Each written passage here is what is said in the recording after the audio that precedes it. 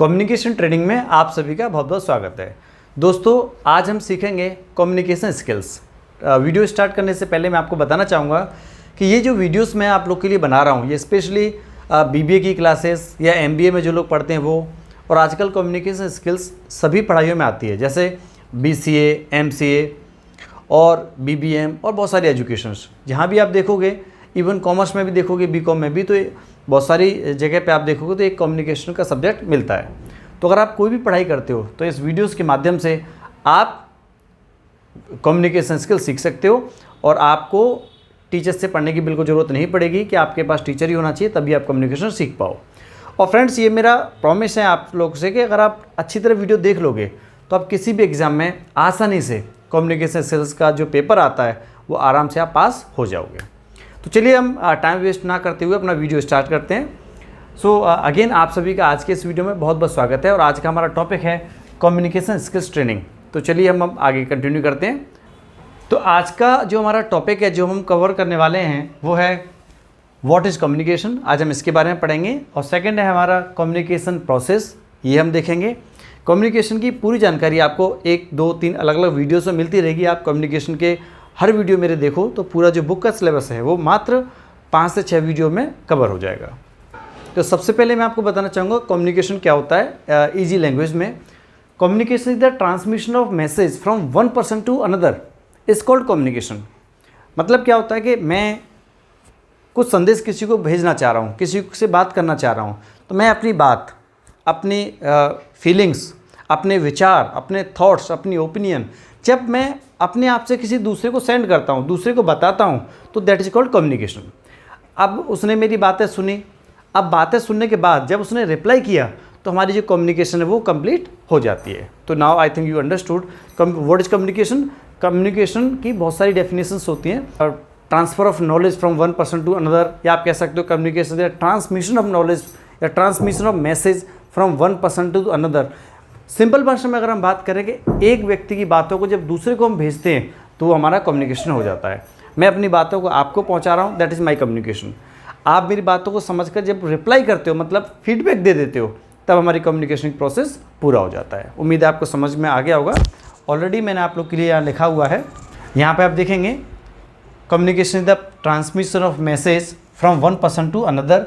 It is the mutual exchange of understanding, thoughts, opinion originating with the receiver. Simple भाषा में जो मैंने आपको भी बताया, एक व्यक्ति जब अपनी नॉलेज को आदान प्रदान करता है उसे हम बोलते हैं कम्युनिकेशन प्रोसेस। चलिए अब हम नेक्स्ट देखते हैं। आगे कम्युनिकेशन का इंपॉर्टेंस क्यों बढ़ता जा रहा है, क्या है कम्युनिकेशन और इससे फ़ायदा क्या होता है। तो दोस्तों देखो, चाहे स्कूल हो, चाहे कॉलेज हो, चाहे कंपनी हो, कोई ऑर्गेनाइजेशन हो, किसी भी कंपनी के अंदर अलग अलग डिपार्टमेंट्स होते हैं। अकाउंट डिपार्टमेंट हो गया, एचआर डिपार्टमेंट हो गया, राइट, मार्केटिंग डिपार्टमेंट हो गया, अरे अलग अलग प्रकार के हायरार्की बने हैं, डेजिग्नेशंस बने हैं। तो क्या होता है कि हम जब अपनी बात एक लेवल से जब दूसरे लेवल पर पहुंचाते हैं और वो सही से ना जाए, मतलब बीच में मिसकम्युनिकेशन हो जाए, मिस इंटरप्रेट हो जाए, तो हमारी बातों का सही से कोई अर्थ नहीं समझ पाएगा। और बिजनेस के अंदर एक छोटी सी मिस्टेक भी हो गया कम्युनिकेशन में तो ये ब्लंडर मिस्टेक बन जाती है। हो सकता है कि आपकी छोटी सी डील, छोटी सी मिस्टेक से लाखों करोड़ों रुपए की डील भी कैंसिल हो जाए। तो इस तरह की समस्याएं बिजनेस में हो सकती हैं। इसलिए कम्युनिकेशन एक बहुत ही वाइटल पार्ट है एक ऑर्गेनाइजेशन के सक्सेस के लिए। आप एक छोटी सी कोचिंग क्लास चलाओ, चाहे बड़ी कंपनी चलाओ, एक ऑर्गेनाइजेशन कुछ भी करते हो, जब तक आप अपने एम्प्लॉइयों के साथ, आप अपने जूनियर के साथ, आप अपने सीनियर के साथ प्रॉपर कम्युनिकेशन नहीं रखेंगे, तब तक दोस्तों आप बिजनेस में सफल हो ही नहीं सकते। तो उम्मीद है आपको ये समझ में आ गया होगा कि कम्युनिकेशन का मतलब क्या होता है, मीनिंग क्या होता है, उसका बेनिफिट, इंपॉर्टेंस होता क्या है। किसी भी ऑर्गेनाइजेशन की सक्सेसफुल एक अच्छे कम्युनिकेशन स्तर पर डिपेंड करती है। अगर आपकी ऑर्गेनाइजेशन में अच्छा कम्युनिकेशन है, सीनियर जूनियर से अच्छी तरह बातें करते हैं और जूनियर सीनियर से अच्छी तरह बातें करते हैं, और जो मीडियम आप यूज़ करते हो कम्युनिकेशन के, मान लीजिए आप टेलीफोनिक कम्युनिकेशन करते हो, आप ईमेल कम्युनिकेशन करते हो, या आप प्रोजेक्टर के माध्यम से कुछ समझाते हो, या किसी भी कम्युनिकेशन की हम बात करें, वो सक्सेस होना चाहिए। तभी आप कह सकते हो कि आप सक्सेसफुल पर्सन हो और आपका बिजनेस सक्सेस हो सकता है। चलिए प्लीज नेक्स्ट। अब हम देखते हैं डेफिनेशन ऑफ कम्युनिकेशन। कम्युनिकेशन की डेफिनेशन क्या होता है, क्योंकि एग्जाम में अगर आपको पास होना है तो दोस्तों डेफिनेशन तो आपको लिखना ही पड़ेगा ना। चलिए हम डेफिनेशन देखते हैं। Communication is the process of exchanging thoughts, ideas, feeling from one person to another so that the sender and receiver share the same understanding. मतलब ये हो गया कि मैसेज को भेजने वाला और पाने वाला दोनों एक दूसरे की बातों को समझ जाते हैं और वो उसका फीडबैक रिप्लाई कर देता है, फीडबैक दे देता है, रिस्पॉन्स उसकी बात का जवाब दे देता है, तो समझ जाइए आपका कम्युनिकेशन पूरा हो गया। ये हमारा डेफिनेशन होता है। मेरी बातों को आपने सुना और आपने उस बातों को समझ लिया और आपने रिप्लाई कर दिया कि भैया मैं ये क्या बात कह रहा हूँ आपसे, तो मतलब हमारी डेफिनेशन, हमारा कम्युनिकेशन प्रॉपर है। और मैंने कुछ बात आपसे बताया, मैंने कुछ बोला आपसे, right, but you are not understanding, आपने समझे ही नहीं। एग्जाम्पल के लिए मैंने इंग्लिश में बोला व्हाट्स योर नेम, और आपको इंग्लिश नहीं आती है, तो मैंने तो अपना कम्युनिकेशन कर दिया लेकिन आपने समझा नहीं, तो कम्युनिकेशन यहाँ पर क्या होगा, इनकम्प्लीट हो गया, पूरा कम्युनिकेशन नहीं हो पाया। तो कम्युनिकेशन का मतलब ये होता है कि अगर सामने वाला व्यक्ति हिंदी में बातें कर रहा तो आप हिंदी में बात कीजिए, अगर व्यक्ति इंग्लिश में बातें कर रहा तो आप इंग्लिश में बात कीजिए। ऐसा नहीं होना चाहिए कि मुझे इंग्लिश आती है लेकिन उस सामने वाले को इंग्लिश नहीं आती और आप इंग्लिश में बातें कर रहे हो, तो कम्युनिकेशन करने का कोई मतलब नहीं रहता। दोस्तों मैं उर्दू बोलता हूँ, सामने वाला जो व्यक्ति है, जो पर्सन जिससे हम कम्युनिकेट कर रहे हैं, वो बंगाली लैंग्वेज जानता है।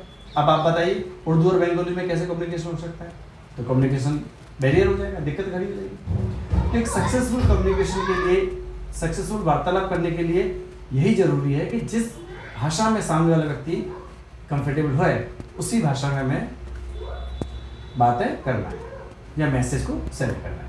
चलिए अब हम देखते हैं आगे का स्टेप। अब हम देखेंगे कम्युनिकेशन प्रोसेस क्या होता है। ये प्रोसेस हम एक डायग्राम के माध्यम से आपको बताना चाहूंगा कि प्रोसेस क्या होती है। सबसे पहले होता है सेंडर।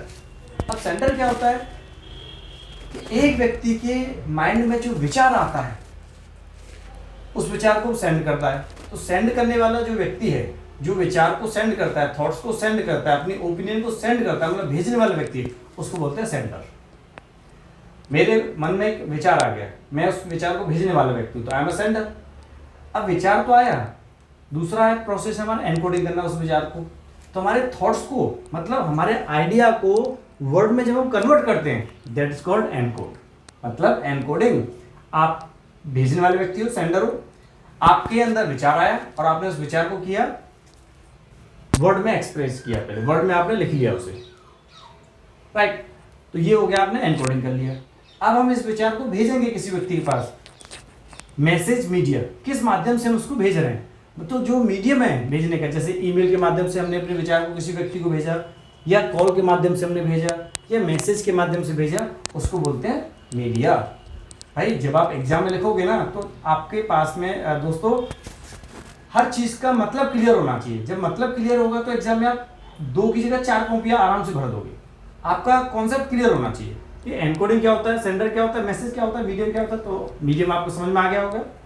अब हम बात करते हैं, एक पार्ट कंप्लीट हो गया हमारा, मैसेज हमने सेंड कर दिया। अब आता है डिकोडिंग।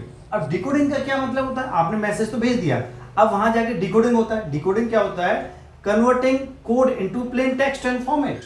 आपका जो मैसेज आपने मान लीजिए ईमेल के माध्यम से भेजा, सामने वाला व्यक्ति उस ईमेल को खोलेगा नहीं, तब तक समझ कैसे पाएगा उसे, तो ईमेल को खोलेगा। या आपने कॉल किया है तो कॉल को उठाता है, या मैसेज किया तो मैसेज को ओपन करता है, तब तो पढ़ेगा, तब तो समझ में आएगा कि आपने भेजा क्या उसे। So that is called decoding. तो अब हम देखेंगे डिकोडिंग, मतलब मैसेज आपने सेंड कर दिया, अब जब सामने वाले व्यक्ति के पास ये मैसेज पहुंच जाता है तो पढ़ेगा कैसे।